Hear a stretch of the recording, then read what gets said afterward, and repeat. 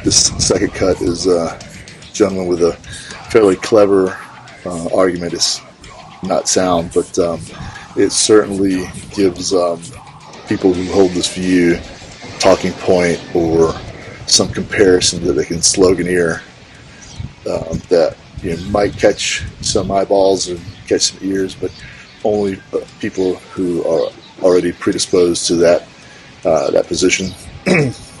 But let's listen to what he says. It's clever. We treat every young man who wants to buy a gun like every woman who wants to get an abortion.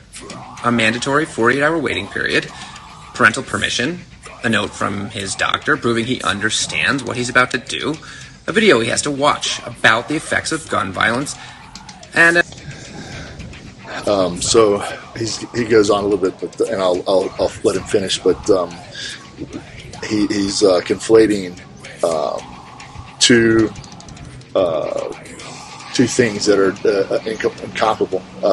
The right to he's saying that there's an assumption of bodily autonomy that is a right for women to kill their child. So unfortunately, he kind of treads into two losing arguments.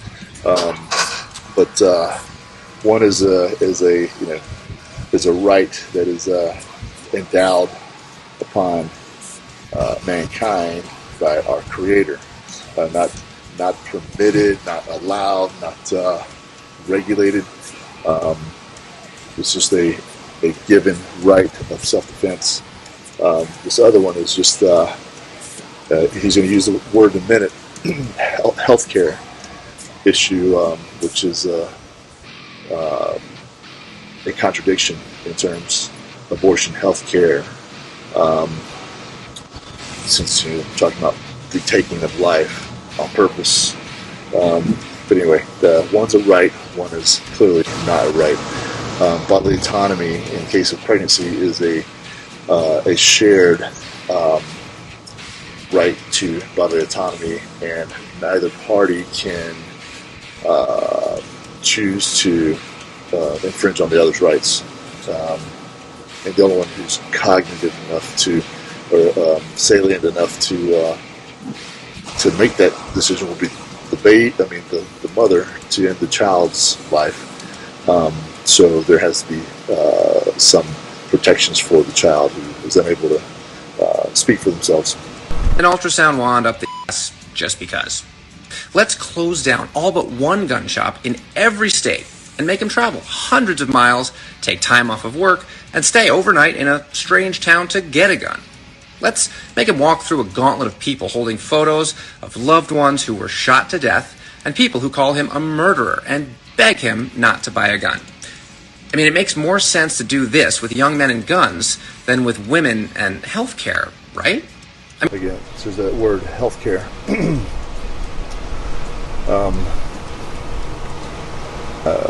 We don't think that they know what they're saying when they use the word healthcare. If we broke down the origin of the word and the origin of abortion, they're incompatible. I mean, no woman getting an abortion has ever killed a room full of people in seconds, right? This is interesting. So, a woman has never gone to get an abortion and killed, or that I know of, and killed like a room full of people. But they have killed one person. Each abortion results in the end of at least one life. In contrast, not every gun sale results in a mass shooting.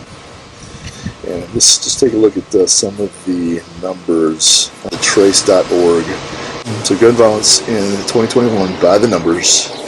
Let's see. The number of gun deaths excluding suicides, okay, so far in 2021 is 20,726. 18.8 million guns sold in 2021. So if we did the numbers, 18 million, divide that by 20,726. So that would be for every 900 guns sold, there's one death, or there's one death for every 900. Whereas for every one abortion, there is at least one death. So that's just a terrible comparison for obvious reasons. The other point is the number, the sheer number that we're talking about here. You got 20,000 versus, take a look at the total number of abortions, which is somewhere around 640,000 abortions. The number of abortions per live birth is somewhere close to a quarter. Among these 20,000, there's doesn't quite take into account the number of gun deaths that were caused in the saving of life or in defense of life. So in Uvalde, there were 23 gun deaths that day at the school. One of those was the bad guy, right? So this number isn't parsing that out. It actually flies in the face of the argument this guy's trying to make in terms of good and bad. So no one goes to get an abortion, and or through the act of abortion do they save lives.